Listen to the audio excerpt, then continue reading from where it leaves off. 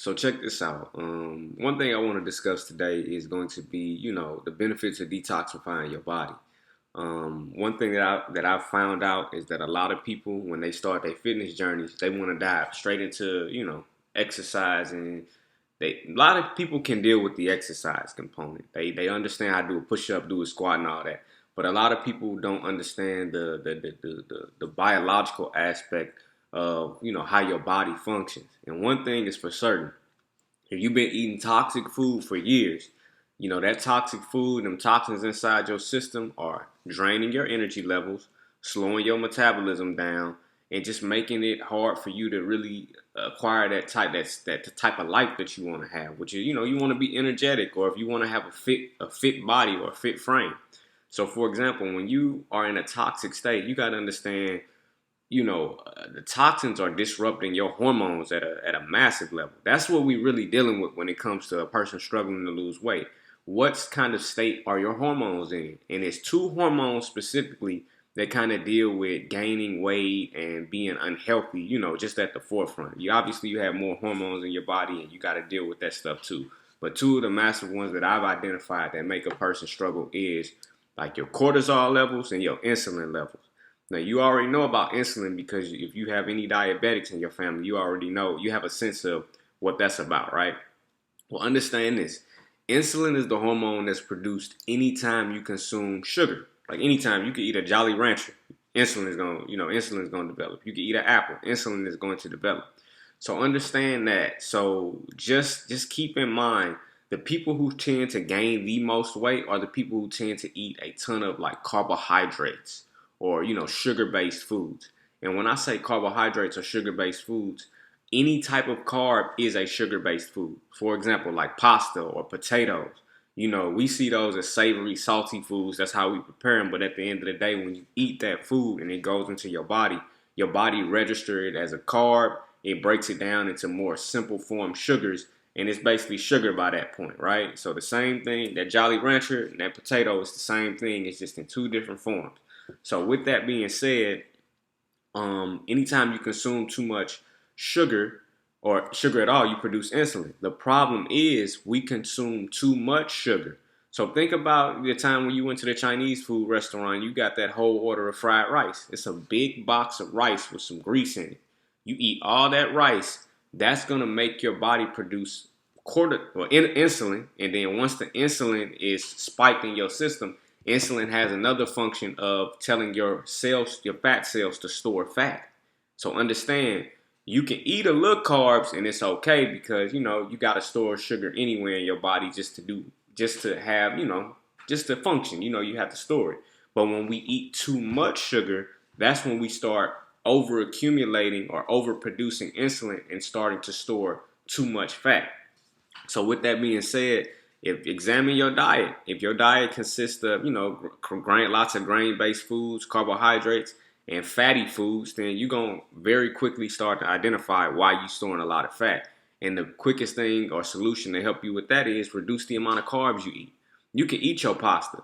You just can't eat the whole big plate of pasta from, the whole big plate of pasta with the fettuccine, chicken fettuccine Alfredo with the 3 garlic breadsticks. You can't do that. The 6 cheddar bay biscuits that you can't do that. You have 1 or 2 biscuits, or you have your bowl of pasta and a big salad on the side. Because at least that way, the salad has other nutrients in it to help rebalance your hormones so that the insulin doesn't make you start storing fat. But we don't think that way. We want to eat just a big bowl of pasta, get full off that, then go about our day. So just keep that in mind so that when you start to make your decisions about what you eat, you'll automatically know this too much. This too many carbs.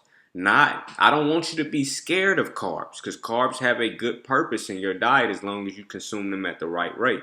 But if you eating just carbs on carbs on carbs, French fries, pancakes, you know what I'm saying, you're going to store fat. Another hormone, so just to recap, insulin communicates to your body to store fat. Insulin is produced anytime you eat sugar or carbohydrates. You can eat a balanced, moderate amount of carbs and be okay because you'll just use that for energy in your workouts. But if you eat too much carbs, your body won't be able to burn those calories off and you'll store it as fat. So the next thing we got is cortisol.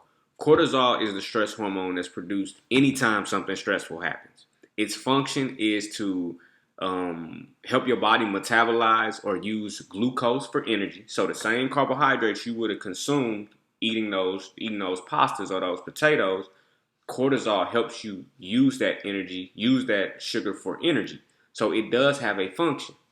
But the problem is first of all, cortisol is produced anytime you're in a stressful situation, right? So if a dog jump out on you about to chase you, you produce some cortisol.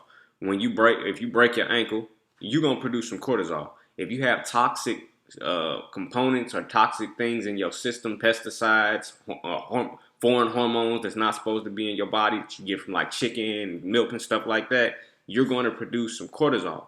Our problem is we produce too much cortisol all the time based on all the different things that are stressing our bodies out at all times. So, for example, when you have a stressful situation, you get fired from your job, you produce cortisol. You work at a job you don't like, you producing cortisol.